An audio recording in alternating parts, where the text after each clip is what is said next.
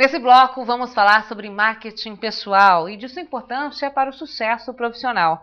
Para tanto, estamos recebendo um dos maiores estilistas do país e que tramita pelo Jet Set Internacional. Paulistano, mas radicado em Ribeirão Preto. Eu converso agora com Salvatore Laureano.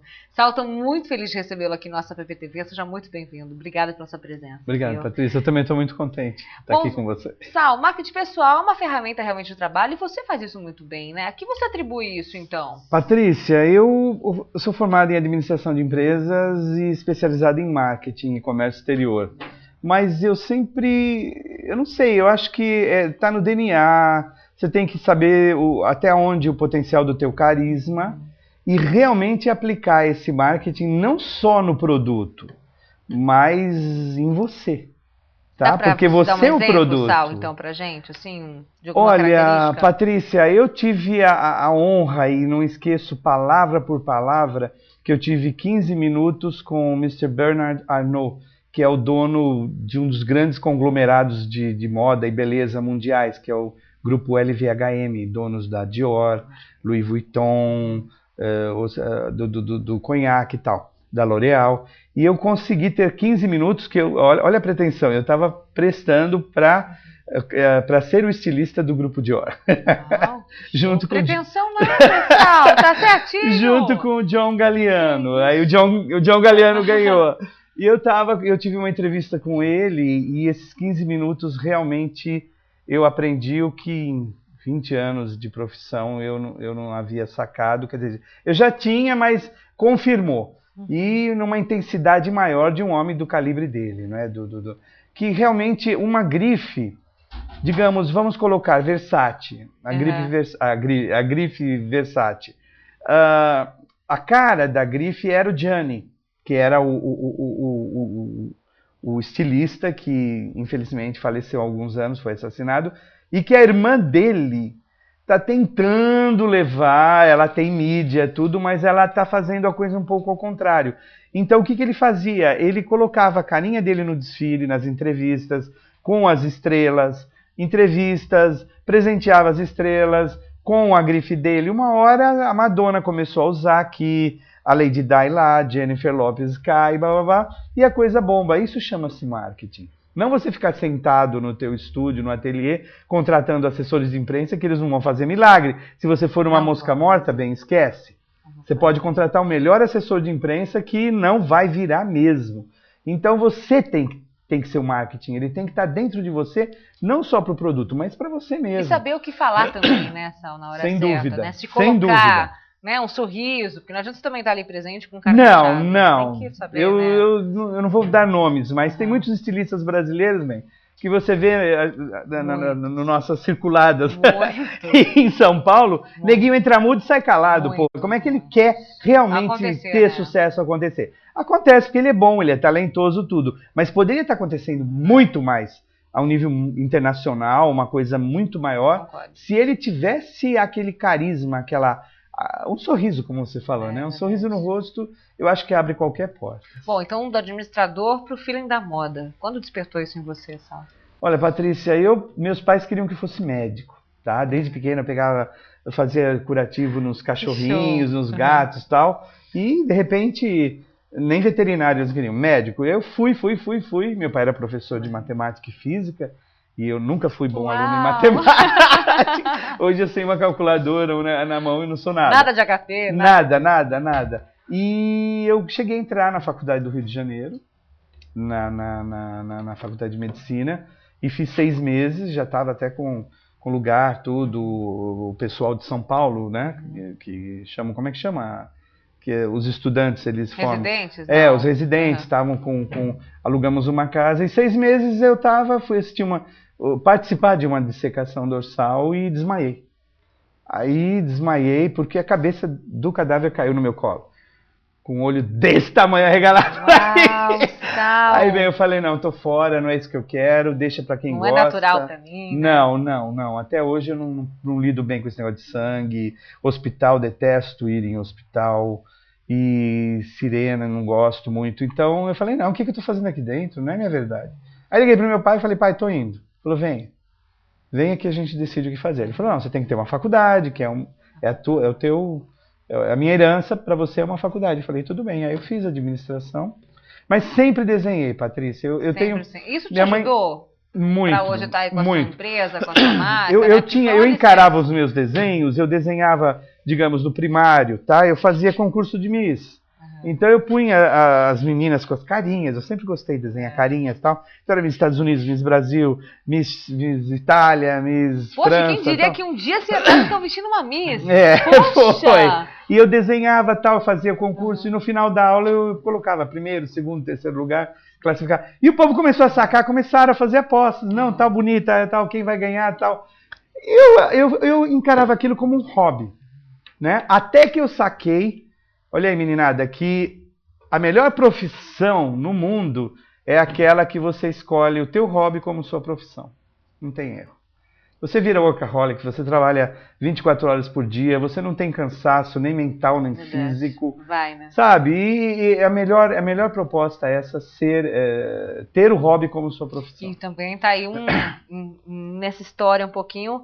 que nunca é tarde, né, Sal? Você foi para medicina, voltou... Eu virei a mesa com 28 anos. Uau.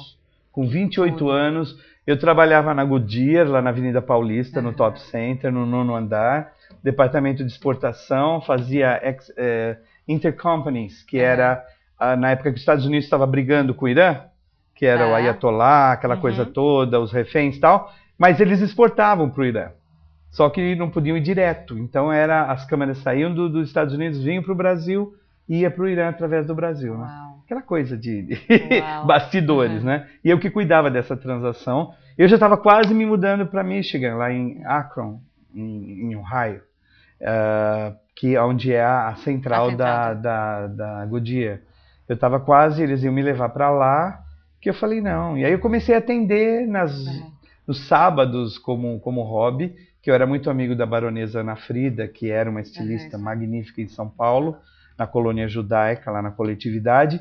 E nos sábados eu ia fazer bico, desenhar para ela tal. Até um dia o dono do ateliê onde ela estava, né, que ela já tinha perdido o ateliê dela tal, ele falou, poxa, os teus vestidos que você desenha são os mais caros vendidos aqui na minha loja, por que você não vem para cá? Aquilo foi como se dar um start numa coisa que nunca mais parou. Falando um pouquinho de bastidores, a gente imagina sempre o mundo da moda como um mundo de muito glamour, de muita beleza, festa. O que mostra na televisão. Exatamente. A pessoa já nasceu pronta, tá ali. Queria que você falasse um pouquinho desses bastidores. O que acontece realmente por trás da fama? Olha, você tem que ter muito jogo de cintura, muita perspicácia. Eu falo que um dos maiores bastidores, que é a fogueira das vaidades, são nos bastidores da moda. Como equilibrar isso, Sal? Sem você achar mania de perseguição também? Aquilo que nós estávamos falando antes, tá? Que agora, ultimamente, eu não tenho tido tempo de ter o ócio, que é você ir para uma praia e ficar olhando a lua, ficar torrando, ficando vermelho no sol, tomando seu drink. Isso é importantíssimo, você dar esse equilíbrio, porque a gente não para pensar que a hora que parar vai ser para ir para o buraco, poxa. É o que nós estamos conversando. Nós temos necessidade, principalmente para quem trabalha com criatividade, como você, eu. Olha, eu sou altamente uma pessoa muito positiva. Eu gosto de pensar que vai dar certo e leva a chulepada na orelha, cai tudo, mas uma hora dá certo. Então isso é muito bom. A positividade, o otimismo. Eu sou um cara muito otimista. Bom, e tá aí o resultado, né? Como é que foi então vestir, né, uma mulher internacional, uma Miss internacional, estar ali, né, seu nome sendo citado, mídia internacional. Como é que foi esse momento para você, Sal? Foi legal que eu fui com um grupo de cosméticos brasileiros, me levaram para Quito, que estava ocorrendo o Miss Universo, que até então era de um outro grupo americano e havia sido vendido para aquele loiro que faz o Donald Trump. O topetinho, né? Super. O loiro do topetinho esquisito. O Donald Trump. E ele tinha comprado essa coisa do Miss Universo e eu fui jurado e vesti 2 misses lá. A segundo lugar, que foi a Miss Equador, se eu não me engano, e a Miss Venezuela. E eu vesti 2 misses e depois a Miss Universo, que foi australiana, ela levou 2 roupas minhas para o turnê de 1 ano que ela fez como Miss Universo. E de lá para cá, esse contato com as misses foi muito legal. E isso é que é legal, que tanto no Brasil quanto Isso é marketing pessoal. Isso é marketing pessoal. Isso é marketing. Ela não vai ver teu vestido, ela vai ver tua carinha. Toda vez que ela vê teu vestido, ela vai lembrar da tua carinha e vice-versa. Exatamente. Eu não vou andar... mandar pra ela, de quem é essa? Exato, eu não vou andar com o meu vestido pendurado aqui a tiracolo, todas as fotos que eu tirar, olha o vestido, não. É a minha cara que de repente aparece numa Caras, numa revista aqui, local, tudo, e eu não preciso estar com o meu vestido. Então quem olhar a minha cara vai interligar o meu produto. Então qual a diferença aí de vestir um artista e uma pessoa comum? É muito grande, o artista é uma coisa imediata, é aquela reação imediata. Tá? Pô, fulano tá vestindo o grife do Salvatore, fulana e tal. E uma pessoa comum é o dia a dia, é o arroz com feijão, tá? É o que realmente te mantém, é o vento debaixo das tuas asas. É o que mantém tua empresa e é importantíssimo. E reflete, porque uma cliente normal que está aqui em Orlândia, um exemplo, ela vai ver a minha carinha lá numa revista ou com a tia Hebe, ou sei lá onde, ela fala, poxa, esse é meu estilista, que orgulho, olha, tá vendo aqui, tal, tal. Isso é importante, para valorizar o teu trabalho e dar, não digo até status, Patrícia, mas dar aquela reconhecimento, falar, poxa, que legal, é meu estilista. Orgulho, esse é meu estilista, tal. Referência, né? Tá aprontando, legal. Muito show. Bom, falando em tia Hebe, queria que você contasse um pouquinho da festa dela, que eu sei que você esteve lá, e também, quando eu te vi, eu amei, lá junto com a Olga Bongiovanni, que é sua sócia agora. É minha sócia lá em São Paulo. Que eu já quero que você comente um pouquinho, mas como é que foi estar naquela festa, super badalada? Enfim, a Hebe, eu havia recebido um convite meio paralelo, não é? Que não é aquele convidado direto. E na última hora, realmente, eu recebi o convite direto, porque através de uma pessoa muito amiga da Olga, que é muito amiga dela, que é um profissional que cobre muitas pessoas lá em São Paulo, um advogado, e fui com eles, com ele e a esposa dele, que eu vou fazer o vestido agora. Em Curitiba vai ser um super casamento. Olha como uma coisa puxa a outra. Puxa, é o que nós estávamos falando, gente. É aquela coisinha, você vai puxando, você fala, puxa, aqui tem só o fiozinho, mas tu não sabe que está na ponta do fiozinho. De repente pode estar uma coisa muito boa. Então puxa esse fiozinho. Aí eu fui convidado na última hora e fui. Fui de smoking, tudo. Foi uma festa super bárbara na casa da Lucila Diniz.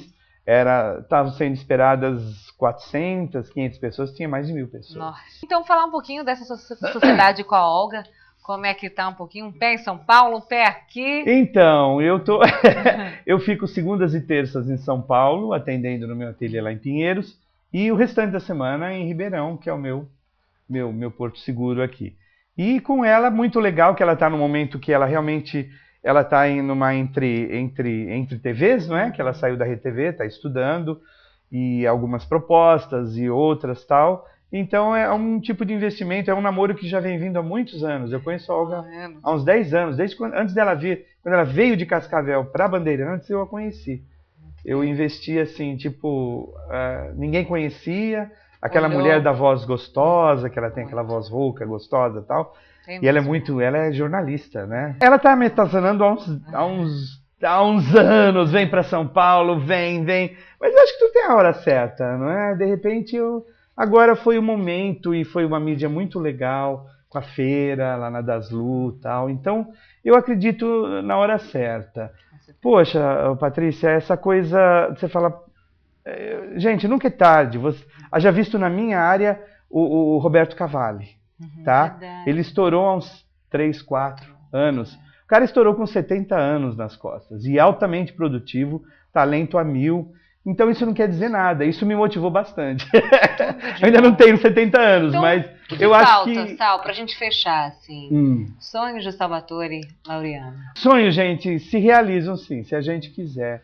Tem um pouco de sorte, muito suor, um pouquinho de cerveja, muito sangue, suor e acreditar e sonhar, gente. Eu acho que sonhar... Nós somos do tamanho dos nossos sonhos, né? Com certeza, com certeza. Nós somos do tamanho dos nossos sonhos. Bom, gente... E às vezes eles são maiores do que a gente e a gente nem sabe. Com certeza. E a gente nem sabe. Bom, vocês viram que essa entrevista vai longe, né? Tem Salvatore Laureano, tem muita história para contar. Sal, quero agradecer imensamente a sua participação. Fico muito feliz em vê-lo sempre. Eu estou contente de estar com você. Força, luz. Fiquei contente a hora que eu abro a Caras. Quem eu vejo? Yes!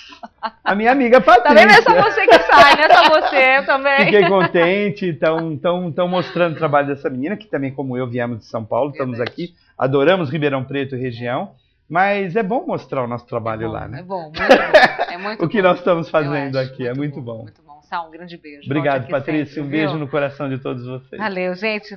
Então, no próximo bloco, você segura aí, que nós vamos acompanhar tudo o que aconteceu no 8º Festim. Não saia daí, eu espero você.